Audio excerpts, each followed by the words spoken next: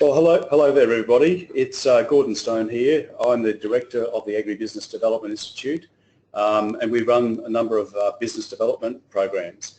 A very topical issue today, which is rebuilding your agribusiness following drought. And so there are a whole heap of caveats around that, which I'm about to discuss with Brett Collins. So Brett, good to see you back again today. Thanks. Thanks, Gordon. So as we've always explained to everybody, our whole focus behind this whole program is helping people create a high-performing, self-managing, saleable and profitable business. The reasons for that are to help people get away from the daily operations of working in the business to give them more time to work on the business. And everything we do with this program is associated with a range of partners, particularly when the Beef Business Mentoring Program is involved. We have partners such as the MLA Donor Company, AgForce, the Queensland Government through Department of Agriculture and Fisheries, and of course Crowe Horwath, who Brett is representing here today. So a really quick bit of housekeeping. I know many people are listening by phone because of internet speed, so we're very well aware of all the issues associated with that. Other people are on their computers. We're going to break with tradition today, and rather than taking questions or even having them up on the system, so to speak, this issue that we're dealing with is intensely personal, and from that point of view we're going to make an offer that myself and Brett are more than happy to have a personal discussion with people afterwards who've got things on their mind that they want to cover off, because we'll be talking about general issues, but at the end of the day it's intensely personal. So Brett, we've got your smiling face there in front of us. Anything else to add about our purpose today and what you bring to the table? I think the main basis for this, Gordon, is that often when there is a drought that is occurring, everyone's aware of it. However, they don't regularly talk about it and actually work out ways to, there's a pre-drought piece, there's a during the drought piece, and there's a post-drought piece. And each of those stages, there needs to be consideration given to being adaptable and able to continue your business moving forward in what I suppose I call a proactive manner, rather than simply being reactive all the time when a drought occurs. Thanks, Brett. Look, that's a very good entree into being proactive, which is where we build our whole programs around these 12 pillars of business best practice. And for those of you who've listened to our webinars before, you'll probably know this all by heart. But I always highlight the bits of the 12 pillars that are most applicable to the webinar. So fundamentally, a high-performing business, there must be a clear direction. There must be an engagement with the customer, must be a certain way of thinking about operating a high-performing business. Fundamentally, droughts will always impact on financials, and we deal with a financial fundamentals element of what we do. Always impact on people. So not only family members, but others in the business as well. So we actually want to cover off the family side of it a bit more today, or the people side of it. Systems, and fundamentally droughts are always about risk, as are floods. Then thinking about our legal circumstances, thinking about succession, or more particularly the concept of business growth and transition. So what this whole process is about from our perspective is how can we help people grow their business?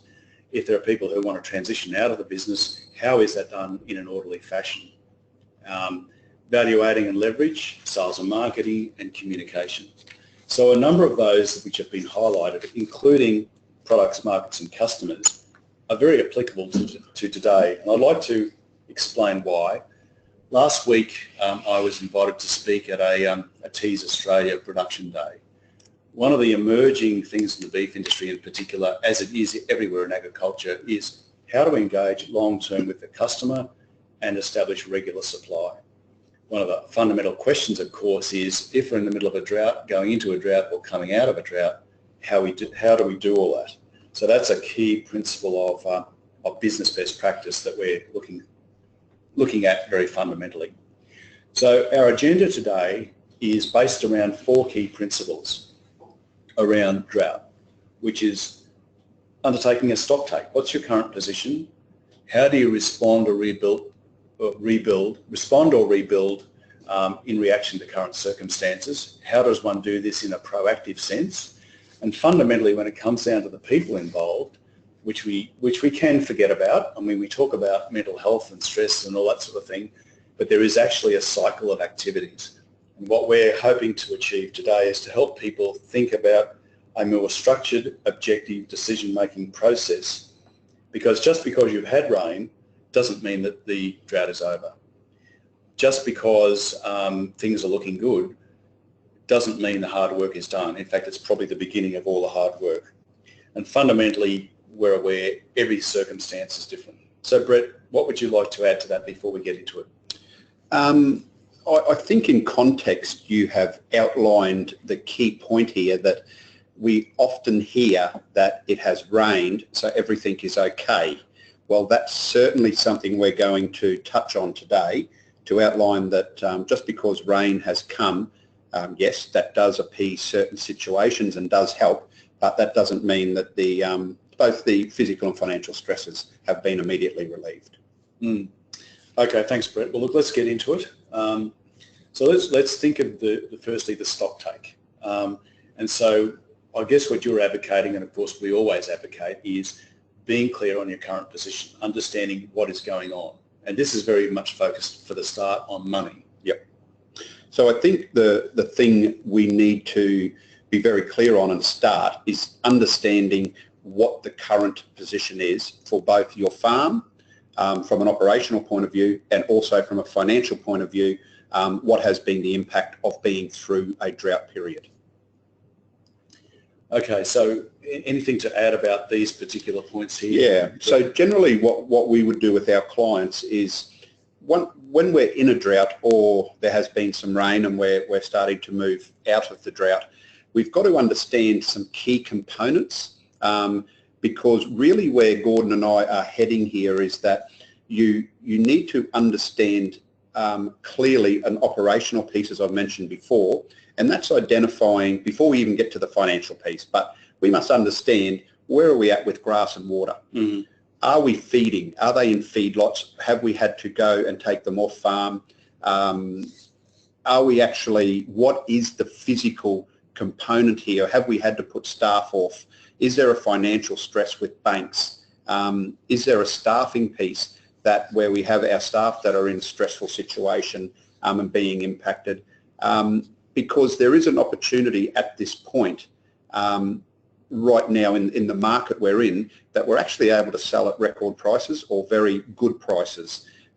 Therefore, by design, you may have reduced your herd, or you've been forced to due to financial stresses. So where we're getting to initially here is to be very clear operationally where we're at and how does that affect your financial piece, or vice versa, how does the financial piece affect your operational decision making. So Gordon, that's the initial piece here, to take a stock take of what your current position is, both operationally and then how that flows financially and vice versa. Sure. And fundamentally what we said at the beginning was it's got to be done in an objective sense. It's got to be an orderly decision-making process. These times are very emotional, so what we're wanting to get people to do is to try to take a degree of emotion out, and it may be to get other people to help become the outsider looking in to make sense of the current situation. Absolutely, and where that evolves is there is definitely a financial piece here, and i.e. why I'm practically sitting here today is to outline that there needs to be a forecasting piece financially, so that we have a model or something in place that you actually is adaptable to your situation. So whether we're before a drought, we're in a drought, or we're moving out of a drought, we have to have a model that we can rely on, like a what-if model. So what if this occurs and we do this? What is the ultimate effect of that over a time period too, not just for the moment or that spot that we're in right now? What does that mean moving forward to our ultimate strategy or goals for the farm in the future? So we don't want to make a decision now, Gordon, that really affects our future opportunities that may come along, or the strategy that we have in place for family or other things. And that strategy current clients we're working with 15, 20-year plans. Spot on, exactly, and that's what we're in the middle of with a lot of clients, is understanding what their goals are and their strategies are, and making sure that the decisions they make now don't ultimately prolong that or affect that going forward. Sure. Okay. Just there's one point on here on this slide that I want to draw everyone's attention to, which is, and I almost feel like I'm teaching people to suck eggs by saying this, but the notion of climate variability, I mean, at this time of the year, we're at that tipping point where many commentators are saying, well, potentially we are heading back into an El Nino, and there are others who are a little bit more bullish.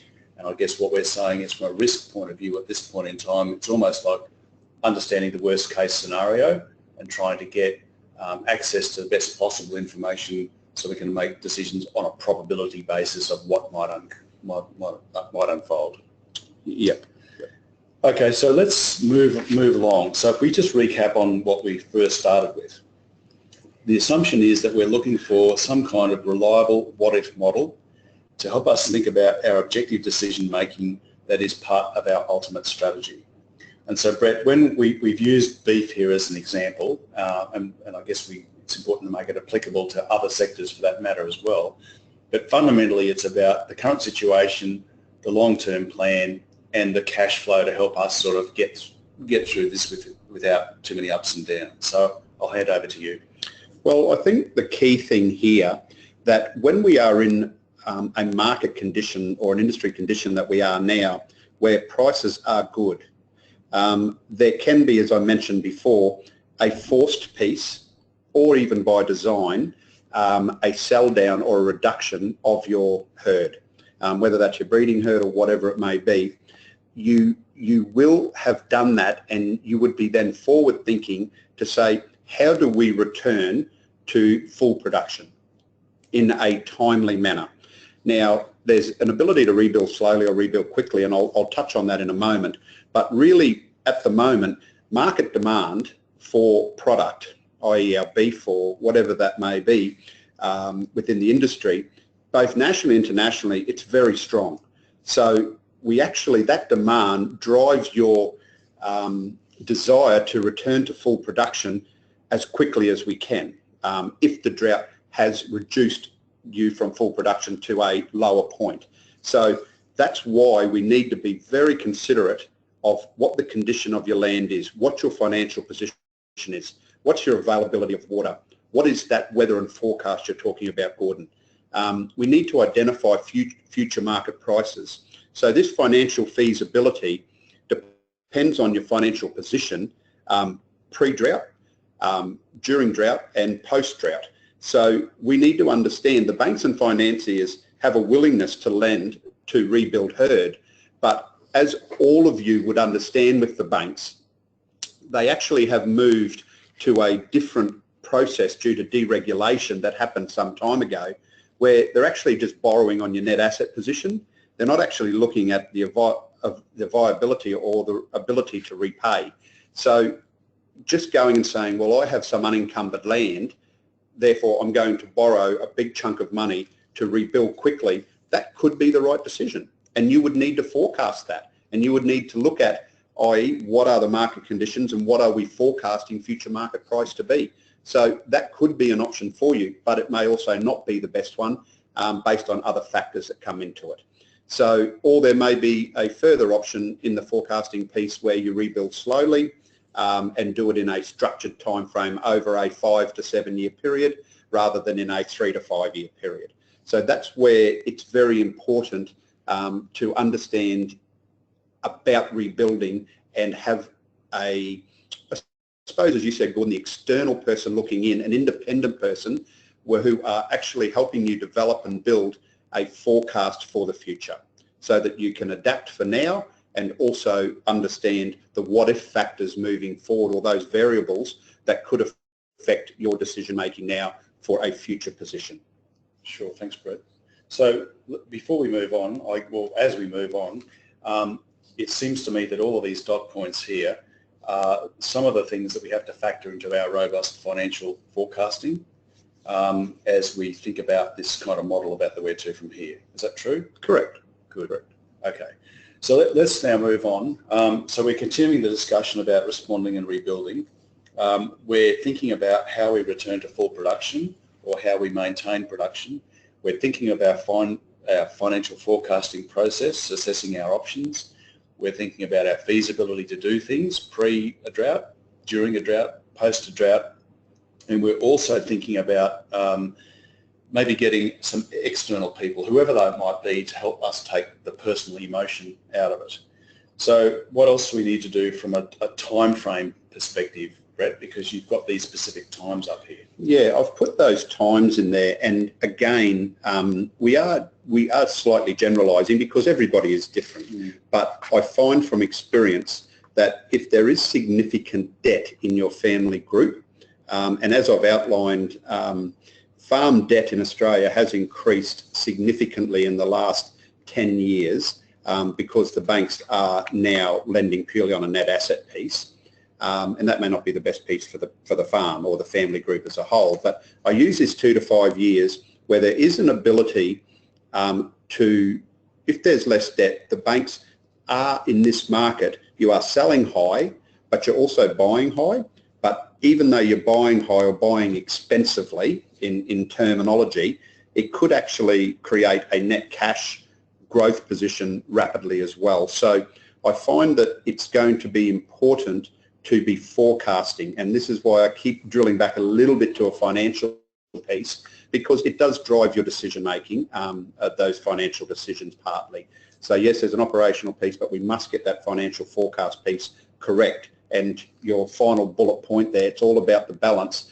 That couldn't be said better than actually balancing your books and understanding if you do that now, this is the ultimate goal based on what we understand at the moment. Okay, thanks, Brett. So let's move on. So now we're at the point of saying, well, we're aware that we need to develop our financial forecasting model. We're aware that it's important to bounce it off other people. We're aware that we need to take the emotion out of our thinking. We're aware that the banks and other forecasts or lenders and others have a different way of looking at things or a particular way of looking at things, and we've really got to take the initiative. So our proposition here is that we need to be proactive rather than reactive, which is a no-brainer, I realise, but we put in the notion of a clear response plan. So the way I'm reading this is that as part of our financial forecasting model, we need to be as proactive as possible with these dot points. So your thoughts on them, Brett? I think that the bullet points there are quite self-explanatory. In a response plan, it's just basically the producers, depending upon their individual positions, and I do keep reiterating back to this generalisation that we do in these webinars and why that chat after the event or after this type of webinar would be beneficial, because the producers, if you have a significant land debt, then there is going to potentially be cash flow problems, okay? So if you don't have a significant land or you are free of debt, well, the decision making is different. So your response plan, when I use a period of 2 to 5 or 5 to 7, whether we're rebuilding quickly or slowly, that is an individual response plan. So each individual family will have this basis that they're going to respond to what has occurred to them.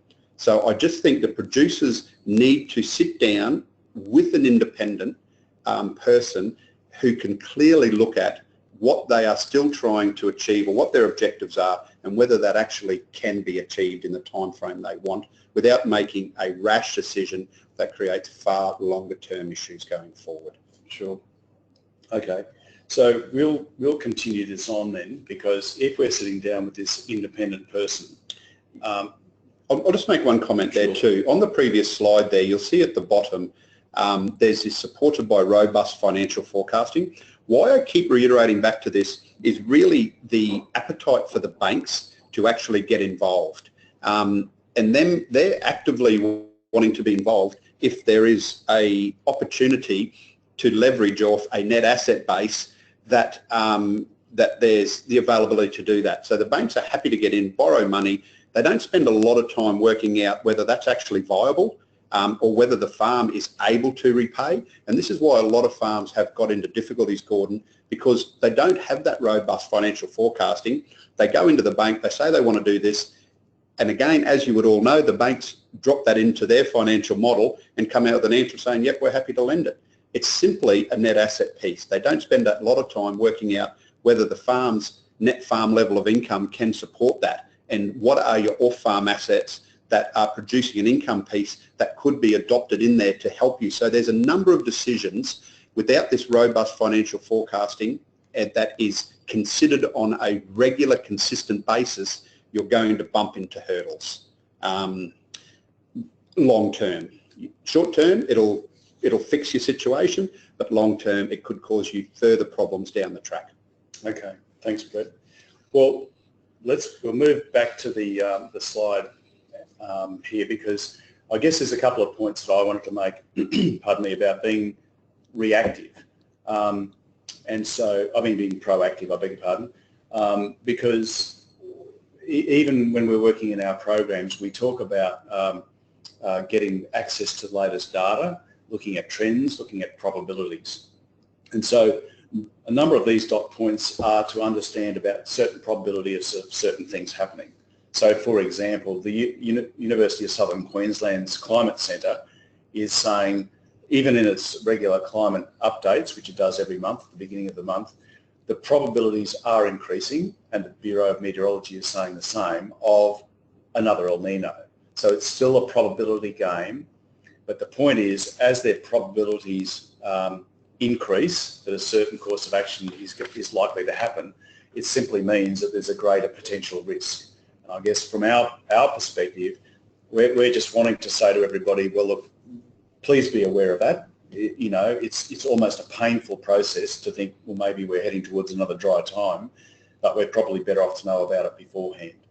So we've put in there, Google the USQ climate update. That's one of many opportunities for you to find out this sort of information. It is another independent party who can help with this decision making. And I guess if we're thinking about these independent parties, I mean, Brett is speaking here long and hard about the financial circumstances.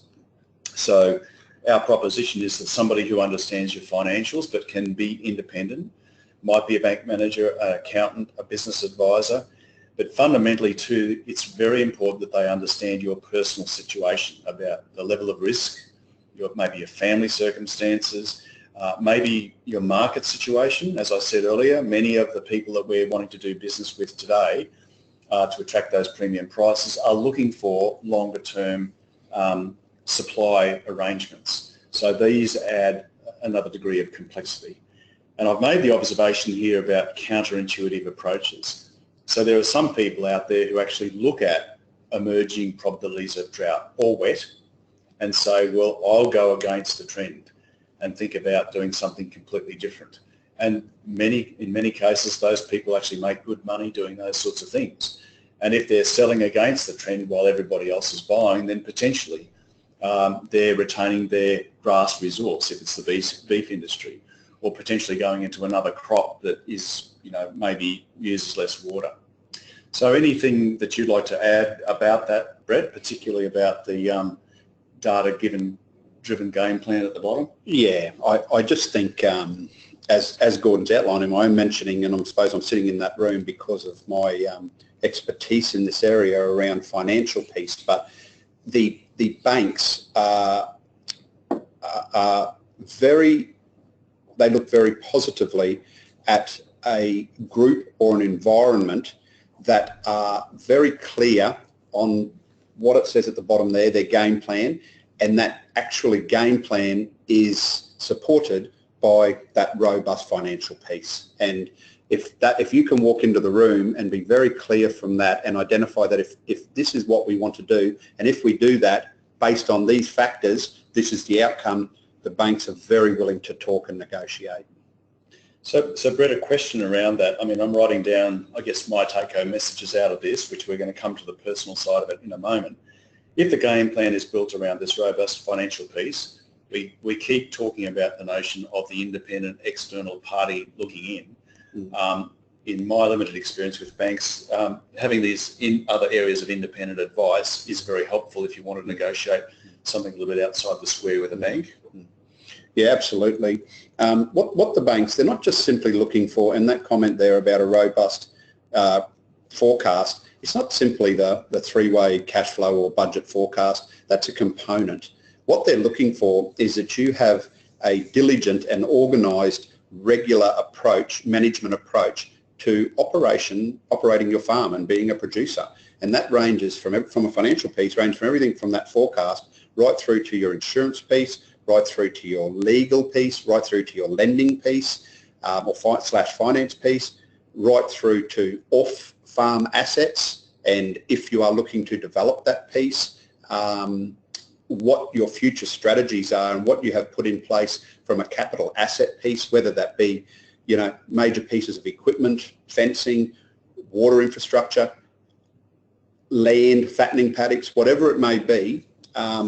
They like to see that it's structured and that it all rolls into your ultimate forecast of what you're trying to achieve, both financially and operationally. Great.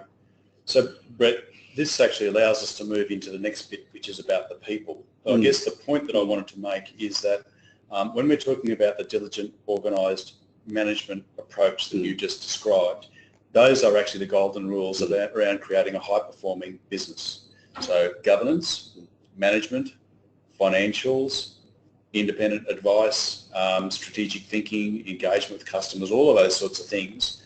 If we talk about creating an information memorandum, for example, to get an investor into the business, which could be a bank or another family member or whatever, all those things need to be organised. So it's your 12 pillars of success, Gordon, in your mentoring program. That's really what is developed out of experience that you have got. So that helps people understand the I suppose the managing stress, the emotional health, as you say, and well-being. I think too often we don't actually sit down and talk about this as well, because a lot of times the point here, that second bullet point, not only the key decision makers, they are the people that have all the stress for their family, for the banks, for other interested parties, whoever they may be.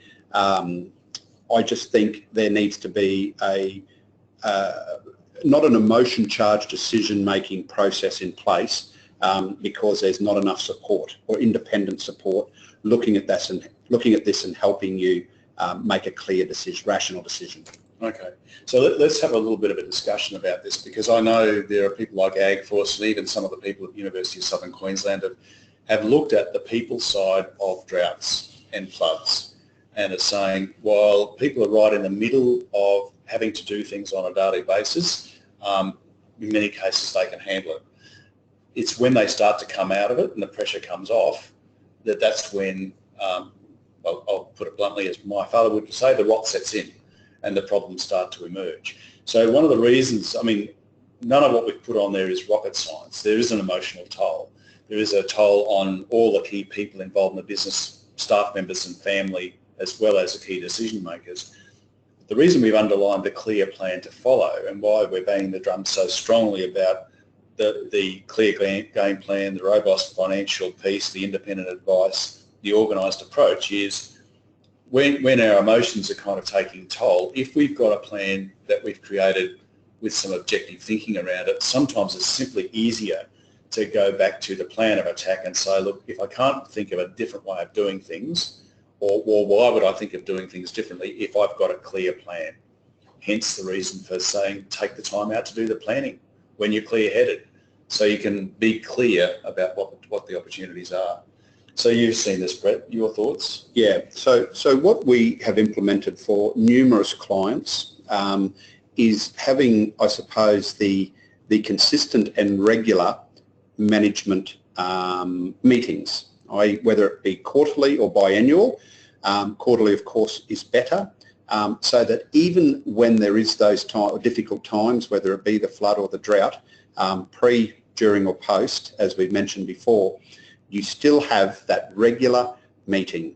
Now, in a lot of circumstances, when we first outline this, they say, well, to do our tax return and financial costs us X to do that. And they straight away say, you know, that doesn't provide a lot of value add to us. Therefore, the cost that we spend with the accountant or the business advisor, we are at our maximum. What you find is that because you're having these regular and consistent meetings, all your information is on time, it's live. The actual cost of sitting down and having 4 quarterly meetings a year, still doing your financials and tax return as per compliance piece required by the tax office, you actually find from a cost point of view that it's not that much more expensive. It doesn't multiply things by 4. And what it actually gives you is this support in being able to manage these emotion-based decisions, because you're talking about them with somebody who is independent on a regular and timely basis. And if a crunch decision needs to be made, i.e. we need to go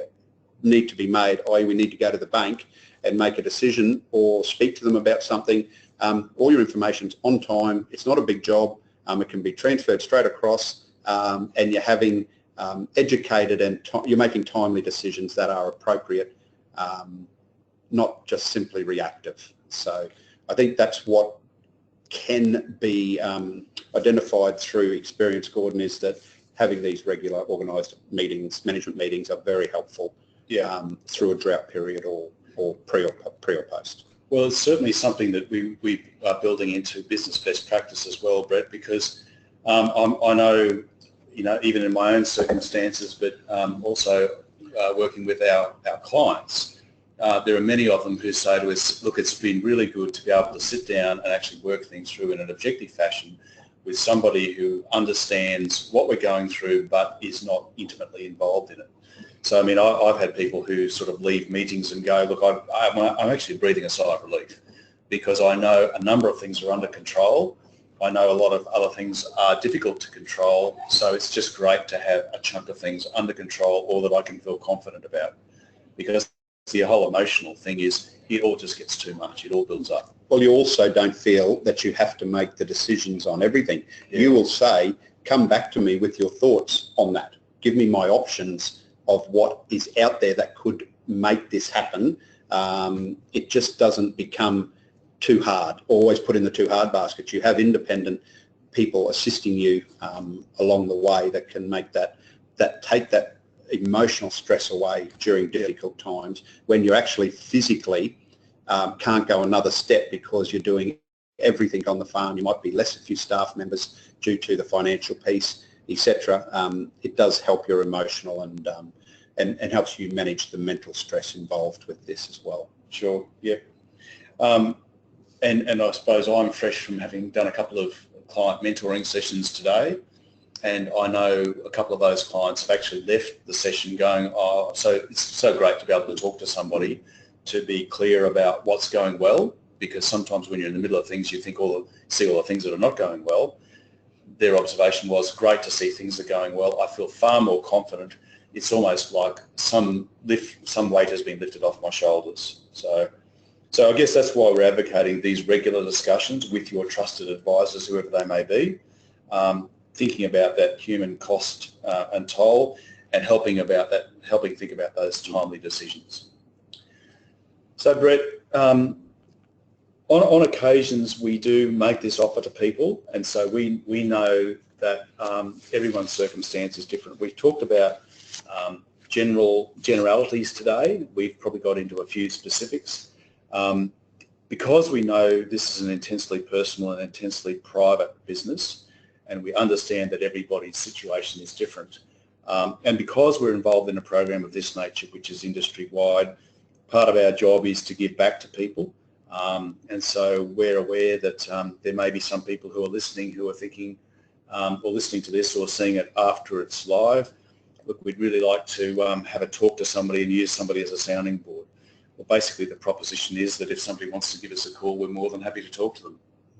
And a number of people over the times after these webinars have actually taken that up and have progressed into your program, Gordon, or have certainly, I know, got a lot of added benefits out of having that private discussion. Yeah.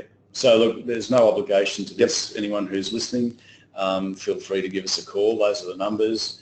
and further on you'll see that we've got some web addresses, email addresses and things like that. So I always draw things to a close, which is where we are now, by reminding everyone that this is part of the Agri-Business mentoring program, where we're working with people to help create a high-performing business. One of the unseen things that we haven't talked about today, which is quite critical and a lot of people are looking for today, is the opportunity to bounce ideas off like-minded agribusiness people who are in exactly the same circumstances. Also the opportunity for people to bounce ideas off Brett, Damien, Mark, Claire, myself, all the other people who are in the program as facilitators or technical support people, and to understand that often the real change can occur by working in an orderly fashion through those 12 pillars of business best practice, which to summarise can help create that game plan, which underpins or creates a structure for that robust financial piece. It provides the opportunity to seek independent advice with a scenario or game plan worked out, and provides the opportunity for us to kind of take the personal stress out of what's going on. So Brett, that's my take-home messages are, think about the plan, get the data, get that robust financial information and talk to somebody, and go from there. Your thoughts before we draw it to a close? Yeah, I think you summarised it quite well. I just think it's very important that you have, I suppose, an independent mind that you're able to call on a regular basis or when you need to, that actually can talk to you and give you opinions, I suppose educated opinions on your decision-making process, so that it isn't done purely just off the cuff for that particular second in time that can impact the future. So I think that's important, that we understand in a drought condition some difficult decisions have to be made, and to ensure they are correct. Thanks very much, Brett. Look, once again, I appreciate your time very much. So this second last slide that we're on, again, provides you with more information, those people who are listening, where to find us, what's going on with these programs, why we're doing what we're doing. And fundamentally, as we draw this to a close, we'd like to thank you all for attending. We'd like to remind you that there'll always be a little feedback process at the end, which helps us think about how to do these differently and better. It provides us with the opportunity to get feedback from you at a distance, or if anyone wants to give us a call and give us feedback, they're most welcome to do so. So if you would do that feedback process, that would be most appreciated. So Brett, last words, or we'll... No, thank you very much, and I hope everyone found it interesting and informative. Great. So thank you very much for your time, everybody, for Brett, and also people like the MLA Donor Company, Department of Agriculture and Fisheries in Queensland, and AgForce, and others like Tees for supporting this sort of program. So all the best. Cheers.